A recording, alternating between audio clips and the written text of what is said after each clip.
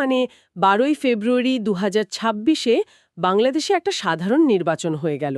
যদিও এটাকে ঠিক সাধারণ বলা যায় কিনা তা নিয়ে কথা হতে পারে। একদম, কারণ নির্বাচনের সাথে সাথে একটা সাংবিধানিক গণভোটও হয়েছে। ঠিক।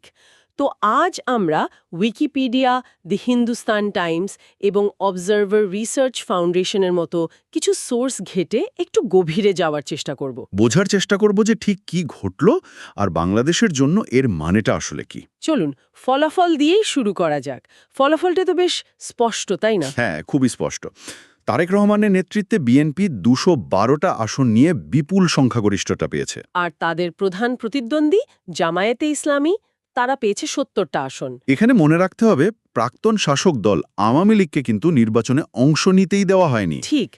তবে আমার কাছে নির্বাচনের ফলাফলের চেয়েও বেশি ইন্টারেস্টিং মনে হয়েছে গণভোটের রায়টা। হ্যাঁ, ওই জুলাই সনদের ব্যাপারটা। এক্স্যাক্টলি। দেশের প্রায় 60% ভোটার শুধু ভোটই দেয়নি, তাদের মধ্যে 68%ই ওই সাংবিধানিক সংস্কারের প্যাকেজকে সমর্থন করেছে। মানে মানুষ শুধু সরকার বদলায়নি, পুরো সিস্টেমটাই বদলে ফেলার পক্ষে একটা রায় দিয়েছে।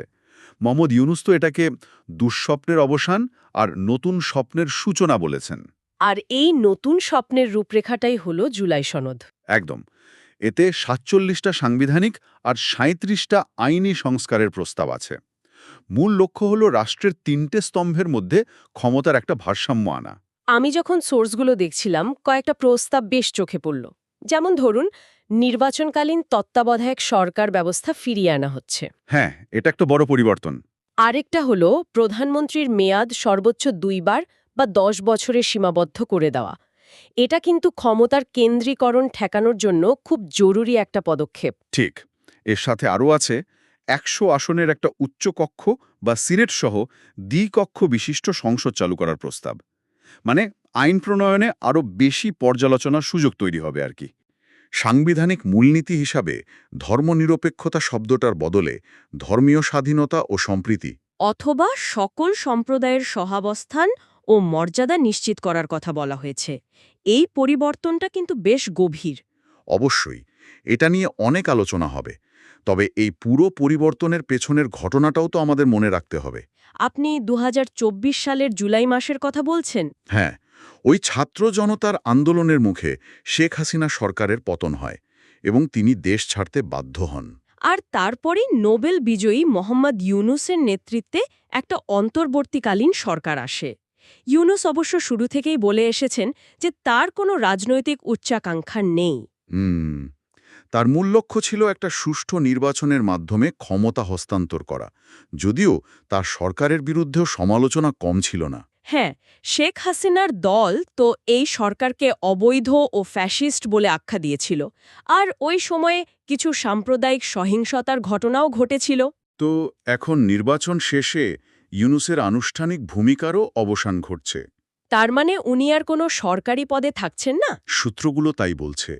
তিনি সম্ভবত ডিজিটাল স্বাস্থ্যসেবা আর তরুণ উদ্যোক্তা তৈরির মতো তার নিজের জগতেই ফিরে যেতে চাইছেন। আচ্ছা, তাহলে নতুন সরকারের সামনে মূল চ্যালেঞ্জটা কি? তারেক রহমানের সরকারকে তো এখন 180 দিনের মধ্যে জুলাই সনদের এই ব্যাপক সংস্কারগুলো বাস্তবায়ন করতে হবে। কাজটা খুবই কঠিন। এই সময়ে নবনির্বাচিত সংসদ কিন্তু একটা সাধারণ আইনসভার মতো কাজ করবে না। তাহলে তারা একটা সংবিধান সংস্কার কাউন্সিল হিসেবে কাজ করবে। মানে তাদের প্রধান কাজ হবে একটা গণপরিষদের মতো সংবিধানের এই বিশাল পরিবর্তনগুলো চূড়ান্ত করা। এটা তো তাদের জন্য প্রথম এবং সবচেয়ে বড় পরীক্ষা। হ্যাঁ, তবে এর চেয়েও বড় একটা চ্যালেঞ্জ আছে। সেটা কি? সেটা হলো গ্রহণযোগ্যতার প্রশ্ন। দেশের অন্যতম প্রধান দল আওয়ামী লীগ এই নির্বাচনে ছিলই না। এটা একটা বড় পয়েন্ট।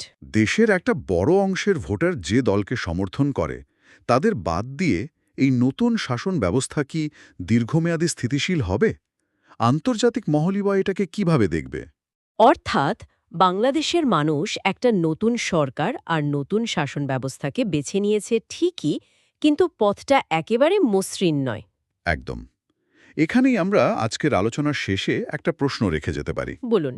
জুলাই সনদে কাগজে কলমে সকল সম্প্রদায়ের সহ অবস্থান ও মর্যাদা নিশ্চিত করার কথা বলা হয়েছে, কিন্তু অন্তর্বর্তী সরকারের সময় ঘটে যাওয়া সাম্প্রদায়িক উত্তেজনার খবরের পর নতুন সরকার কিভাবে এই সাংবিধানিক নীতিকে শুধু কাগজে কলমে সীমাবদ্ধ না রেখে বাস্তবে সব মানুষের জন্য নিরাপত্তা আর সমান অধিকার নিশ্চিত করবে দেখার বিষয় এটাই। আমাদের আলোচনা ভালো লাগলে আমাদের চ্যানেলটি ফলো করুন।